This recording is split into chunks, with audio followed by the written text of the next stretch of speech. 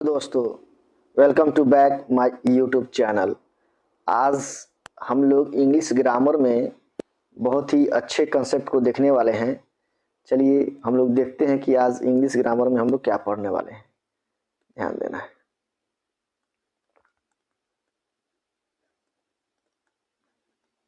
English grammar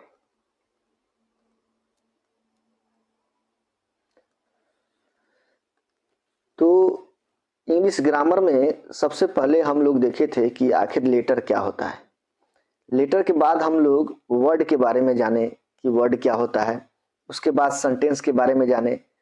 अब next concept जो है हम लोग को देखना है, ध्यान देना है। तो अब उसके बाद हम लोग देखेंगे कि आखिर सब्जेक्ट क्या होता है। क्या सब्जेक्ट?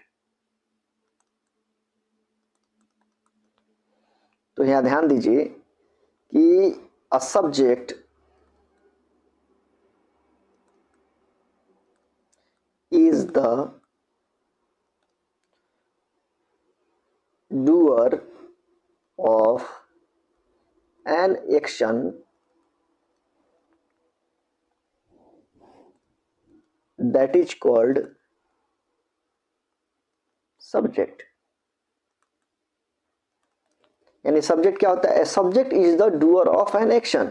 डूअर माने होता है करने वाला, एक्शन माने होता है कार्य। यानी किसी कार्य को करने वाले को ही हम लोग क्या कहते हैं? सब्जेक्ट कहते हैं। इस दुनिया में ऐसा कोई भी काम है जो बिना सब्जेक्ट के बगैर हो सकता है? कभी नहीं हो सकता है। यानी सब्जेक्ट अगर ना हो तो कोई काम संभव ही नहीं है, हो ही नहीं सकता है।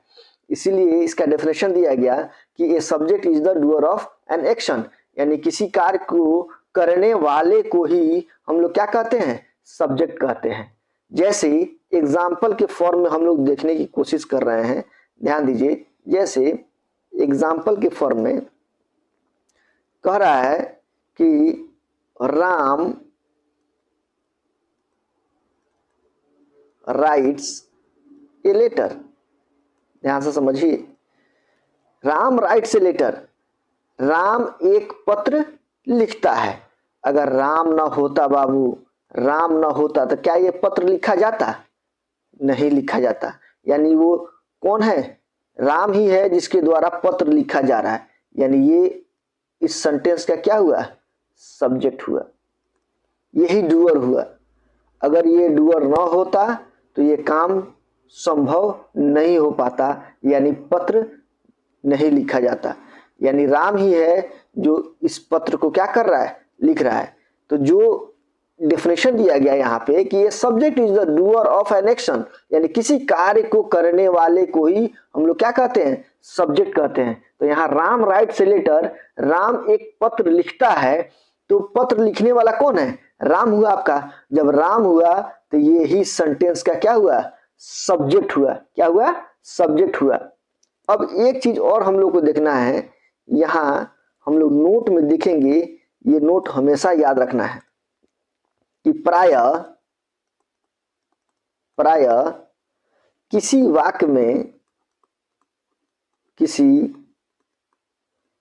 वाक्य में हु से प्रश्न करने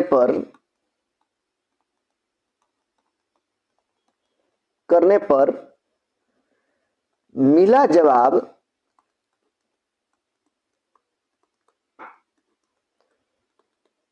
वाक्य का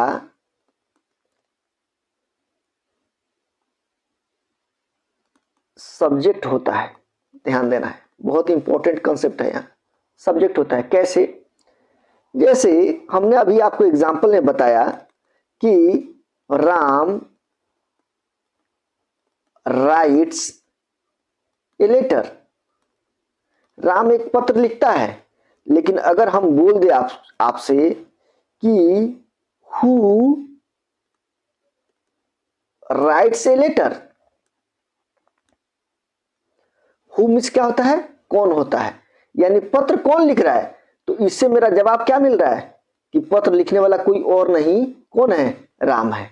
और ये राम ही क्या होगा, सब्जेक्ट होगा वाक्य का। तो हमने क्या नोट में लिखवाया कि प्राय किसी वाक्य में हु से प्रश्न करने पर जो मेरा प्राप्त उत्तर मिलता है वही वाक्य क्या होता है, सब्जेक्ट होता है। तो ये आपको हमेशा याद रखना है।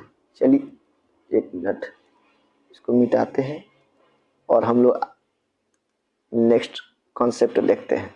तो हमने सब्जेक्ट देखा कि a subject is the doer of an action that is called subject, यानी किसी कार्य को करने वाले को ही हम लोग क्या कहते हैं, उस सेंटेंस का सब्जेक्ट कहते हैं। अगर ये भी हमने नोट आपको लिखवाया कि प्रायः किसी वाक्य में हु से प्रश्न करने पर जो मेरा प्राप्त उत्तर मिलता है वो वाक्य क्या होता है, सब्जेक्ट होता है। अब सब्जेक्ट हम लोग समझ गए कि आखिर सब्जेक्ट क्या होता है। अब हम लोग देखने वाले हैं नेक्स्ट पॉइंट देखने वाले हैं वर्ब क्या होता है। क्या वर्ब, एक एक कंसेप्ट को हम लोग एकदम देखते चलेंगे, आप लोग केयरफुली देखिए और समझते चलिए। ध्यान दीजिए, वर्ब, ये verb is an action or position of a subject that is called verb। कह रहा है कि a verb is an action और पोजीशन ऑफ ए सब्जेक्ट, यानी सब्जेक्ट के पोजीशन का मतलब होता है अवस्था और एक्शन का मतलब होता है कार्य, यानी सब्जेक्ट की अवस्था और कार्य को बताने वाले को ही हम लोग क्या कहते हैं बाबू, वर्ब कहते हैं। यानी इसीलिए डेफिनेशन दिया गया कि a verb is an action और पोजीशन ऑफ ए सब्जेक्ट, यानी सब्जेक्ट के पोजीशन और उसके कार्य को बताने वाले को ही हम लोग क्या कहते हैं, वर्ब कहते हैं। जैसे एग्जाम्पल के रूप में, जैसे एग्जाम्पल के फॉर्म में हम लोग समझते चलते हैं। जैसे यहां कह रहा है कि Ram writes a letter, Ram एक पत्र लिखता है। तो बताइए यहां राम किस अवस्था में है, राम पत्र लिखने की अवस्था में है। राम का कार्य क्या है, पत्र लिखना, यानी राइट्स जो है हमारा ये लिखना, यही मेरा क्या है, इस सेंटेंस का क्या होगा, वर्ब होगा। अगर राम ना होता तो क्या पत्र लिखा जाता, नहीं लिखा जाता। यानी कहने का मतलब है कि राम के पोजीशन क्या बता रहा है और एक्शन क्या बता रहा है, राम का क्या एक्शन है, लिखना। यानी लिखना जो है यहाँ पे, यही वाक्य क्या होगा, इस सेंटेंस का क्या होगा, वर्ब होगा। हमेशा याद रखना है।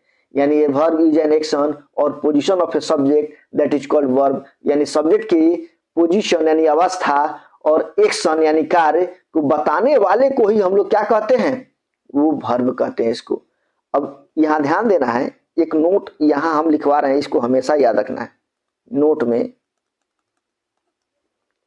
कि प्राय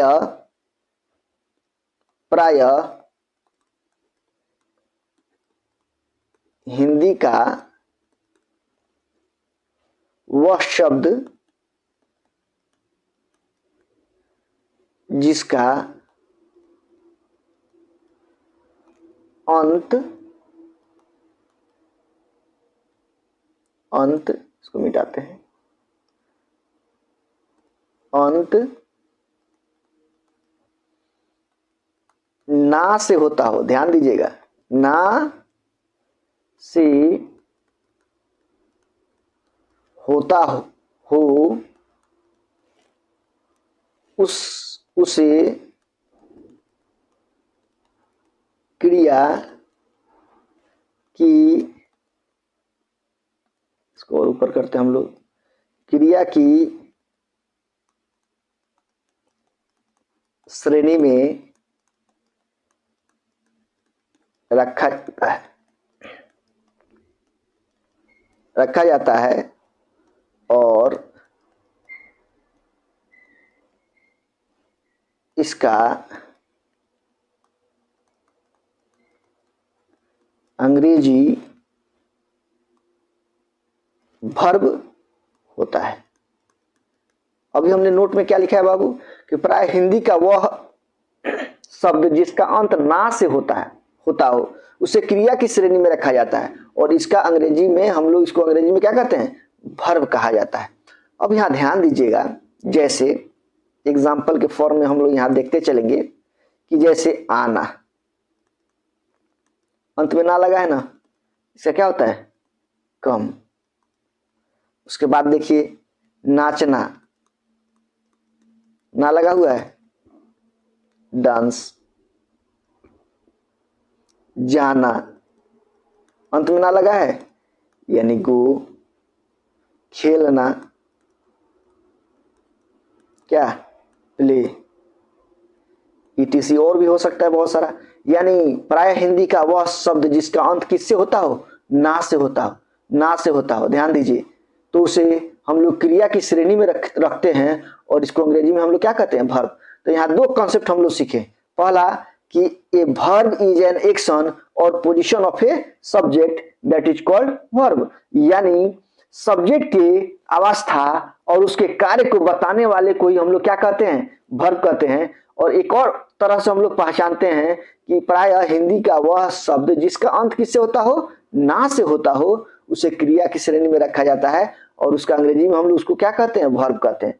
तो ना लगा हुआ रहे तब भी आप पहचान कर सकते हैं, और सब्जेक्ट के पोजीशन को यानी उसकी अवस्था को और उसके एक्शन को यानी कार्य को बताने वाले को ही हम लोग क्या कहते हैं, वर्ब कहते हैं। तो आप समझ गए। और इसका नोट जो है याद रखना है, नोट से भी आप पकड़ सकते हैं। चलिए अब हम लोग अगला कंसेप्ट देखते हैं।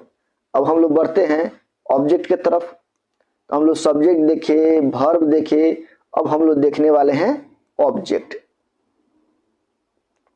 नेक्स्ट कंसेप्ट ऑब्जेक्ट देखेंगे। And object is a person or thing affected by the work of subject in sentence that is called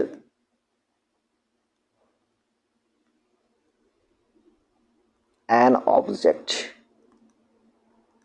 क्या कर रहा है, an object is a person और thing affected by the work of subject, यानी object जो है person भी हो सकता है, ध्यान दीजिए, ऑब्जेक्ट जो है पर्सन भी हो सकता है और थिंग्स भी हो सकता है, बट क्या होगा, affected by the work of subject, लेकिन बाबू वो हमेशा सब्जेक्ट के कार्य के द्वारा क्या होगा, प्रभावित होगा। अफेक्टेड मीन्स प्रभावित होना, अफेक्टेड होगा कि क्या चीज में, इन सेंटेंस यानी वाक्य में, तो उसे ही हम लोग क्या कहेंगे, ऑब्जेक्ट कहेंगे। यानी N object is a person और थिंग्स, ऑब्जेक्ट जो है पर्सन भी हो सकता है, थिंग्स भी हो सकता है, but affected by the work of subject, यानी सब्जेक्ट के द्वारा वो हमेशा क्या होगा, अफेक्टेड होगा इन ए सेंटेंस यानी वाक्य में।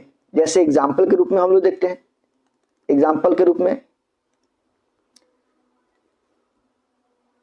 राम किल्ड रावण, क्या बोल रहा है, राम किल्ड रावण, यानी राम ने किनको मारा, रावण को मारा, क्या चीज से, जान से मार दिया। किल्ड मतलब जान से मार देना, यानी राम किल्ड रावण। यानी एक बात बताइए, यहाँ क्या कर रहा है, an object is a person और थिंग्स, ऑब्जेक्ट जो है, यहाँ ध्यान दीजिए, यहाँ पर जो है ऑब्जेक्ट पर्सन भी हो सकता है, अभी यहाँ पर्सन है, और थिंग भी हो सकता है, दोनों में से कोई भी हो सकता है, यानी वस्तु भी हो सकता है। बट क्या कह रहा है, affected by the work of subject, लेकिन वो हमेशा सब्जेक्ट के वर्क के द्वारा क्या होगा, प्रभावित होगा। यहाँ क्या प्रभावित हो रहा है, राम के द्वारा रावण जो है जान से मारा जा रहा है, तो इफेक्टेड किससे हो रहा है, सब्जेक्ट के द्वारा। और मर कौन रहा है जान से, रावण। तो जो सब्जेक्ट के द्वारा इफेक्टेड होगा, चाहे वो पर्सन हो और चाहे वो यहाँ पे थिंग्स हो, तो ये किससे प्रभावित हो रहा है? राम से। तो ये जो है सेंटेंस का क्या होगा? ऑब्जेक्ट होगा। ध्यान देना है। और एक नोट हम लोग यहां जानने की कोशिश करेंगे, यहां ध्यान से समझिए। जैसे नोट हम लोग देखेंगे, क्या है नोट? कि प्राय किसी वाक्य में, प्रायः किसी वाक्य में वाट, वाट मीन्स क्या होता है? वाट मीन्स क्या? वाट अथवा whom, whom का मतलब क्या होता है? किसको। से प्रश्न करने पर प्राप्त उत्तर वाक्य का ऑब्जेक्ट होता है। अब देखिए कैसे। जैसे अभी आपने एग्जाम्पल के तौर पर देखा कि राम किल्ड रावण, यानी राम ने रावण को जान से मार दिया।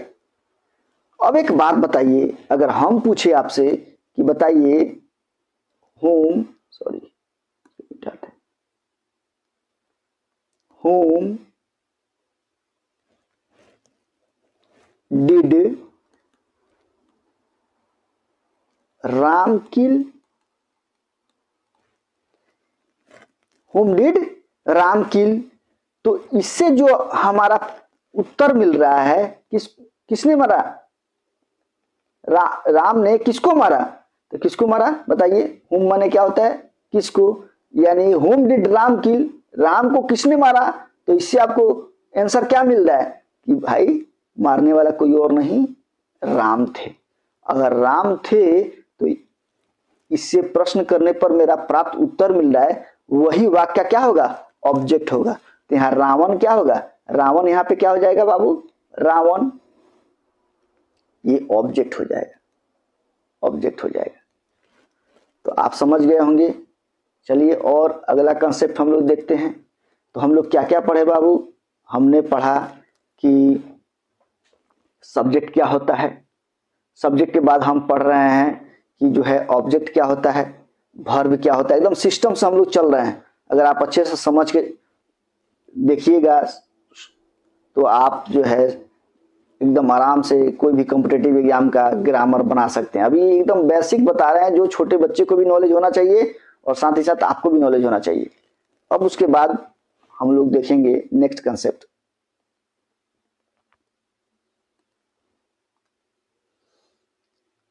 अगला पॉइंट है लैंग्वेज। आखिर लैंग्वेज क्या होता है? तो इसका definition, language is a source of communication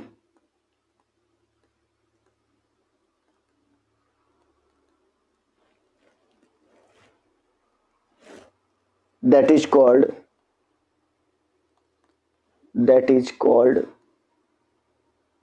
language। यानी language is a source of communication, यानी भाषा जो है वो क्या है? एक कम्युनिकेशन का माध्यम है। यानी सोर्स मीन्स क्या होता है? माध्यम। कम्युनिकेशन मीन्स क्या होता है? संचार। यानी कोई भी भाषा हो वो क्या किस लिए होता है? संचार के माध्यम को ही हम लोग क्या कहते हैं? लैंग्वेज कहते हैं। हम लोग एकदम नॉर्मल जो है यहाँ डेफिनेशन हम लोग सीख रहे हैं, अभी नॉर्मल डेफिनेशन सीख रहे हैं। अभी हम लोग मेन पॉइंट पर अभी हम लोग गए नहीं हैं, इसलिए आप लोग धैर्यपूर्वक देखिए और इस छोटे छोटे डेफिनेशन को अपने कॉपी में नोट डाउन कर लीजिए, जिससे कि जो है आप कभी भी इसको रिफाइन कर सकते हैं, पढ़ सकते हैं, समझ सकते हैं। चलिए अब हम लोग नेक्स्ट कंसेप्ट देखते हैं।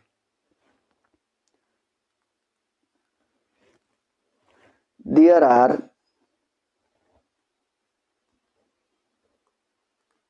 8 8 parts of speech in English language।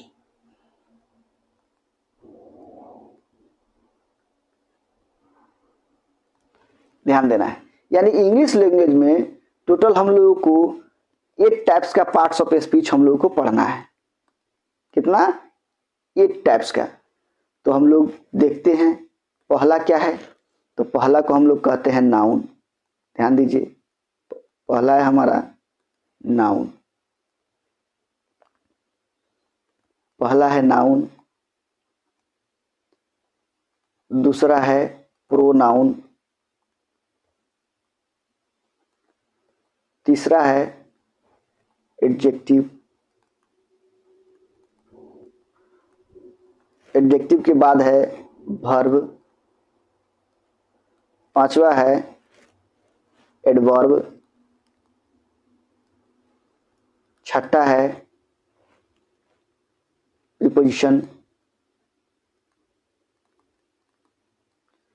सातवां है कंजंक्शन और आठवां है इंटरजेक्शन। यहाँ ध्यान दीजिए, काफी मोस्ट इंपॉर्टेंट है, हम लोग एकदम डीपली पढ़ने वाले हैं। इसके पहले जो भी हम पढ़ाए हैं वो सब ओनली सिर्फ डेफिनेशन है, जो कि एक बेसिक अंडरस्टैंडिंग आपको होना चाहिए कि आखिर सब्जेक्ट क्या होता है, what is subject and what is object, what is verb, उसके बाद what is letter, what is vowel, consonant. ये सारे नॉर्मल पॉइंट थे जो कि आपको जानना चाहिए। और यहाँ से जो हम लोग पढ़ेंगे, there are 8 parts of speech in English language, यानी noun, pronoun, adjective, verb, adverb, preposition, conjunction और इंटरजेक्शन। ये क्या है? ये 8 पिलर है किसी भी कॉम्पिटिटिव एग्जाम को क्वालिफाई करने के लिए, जिसमें इंग्लिश पेपर होगा ग्रामेटिकली, उसमें आपको ये 8 पिलर अगर आप स्ट्रॉन्ग कर लेते हैं पूरा डीपली, तो आपका कोई भी क्वेश्चन नहीं छूटेगा, चाहे कोई भी एग्जाम हो। तो यहाँ हम लोग थोड़ा सा समझेंगे कि जो है आखिर हम लोग नाउन पढ़ेंगे तो नाउन हम लोगों को कितना दिन हमको लगेगा, हम लोगों को लगेगा पढ़ने में। तो कम से कम 1 मंथ जो है हम लोग नाउन को देंगे, पूरा डीपली एकदम पढ़ेंगे। कोई भी कॉम्पिटिटिव एग्जाम नहीं छूटेगा आपका, चाहे सीडीएस का पेपर हो, चाहे एनडीए का पेपर हो, चाहे एसएससी का पेपर हो, चाहे बैंक का पेपर हो, सारा एग्जाम आप आराम से जो भी ग्रामेटिकली टर्म पूछे जाएंगे आराम से बना सकते हैं। एकदम नॉर्मल भाषा में हम लोग सीखेंगे, ऐसा नहीं है कि ऑल टू ऑल इंग्लिश में हम लोग बात करते हुए सीखेंगे। ग्रामर जो है आपको कंसेप्चुअल क्लैरिटी देता है, कंसेप्ट से समझिएगा, सारा क्वेश्चन को बना ले जाइएगा। चलिए यहाँ ध्यान दीजिए। और प्रोनाउन हम लोग कम से कम 20 डेज में खत्म करेंगे, एकदम डीपली पढ़ना है। एडजेक्टिव जो है हम लोग करीबन 1 मंथ ये भी चलेगा हम लोगों का, इससे भी क्वेश्चन बहुत ज्यादा पूछे जाते हैं। वर्ब जो हम लोग पढ़ेंगे ये कम से कम 1.5 मंथ चलेगा, यानी 1.5 मंथ चलेगा। उसके बाद देखिए एडवर्ब हम लोग 8 डेज पढ़ेंगे पूरा डीपली। प्रीपोजिशन जो है ये भी कम से कम 8 डेज का होने वाला है। प्रीपोजिशन के बाद कंजंक्शन जो है ये करीबन 7 डेज चलेगा।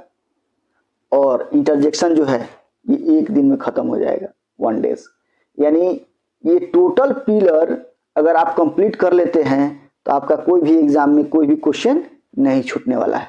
तो हम लोग जो है इसके बाद हम लोग नेक्स्ट लेक्चर में हम लोग नाउन स्टार्ट करेंगे और नाउन को एकदम डीपली पढ़ने की कोशिश करेंगे कि कोई भी एग्जाम हो जिसमें हम लोग का क्वेश्चन ना छूटे। चलिए, मेरा लेक्चर अगर आपको अच्छा लगे तो मेरे इस चैनल को लाइक, शेयर एंड सब्सक्राइब करिए और अपने दोस्तों के साथ इसको शेयर करिए। चलिए हम लोग मिलते हैं नेक्स्ट लेक्चर में। धन्यवाद।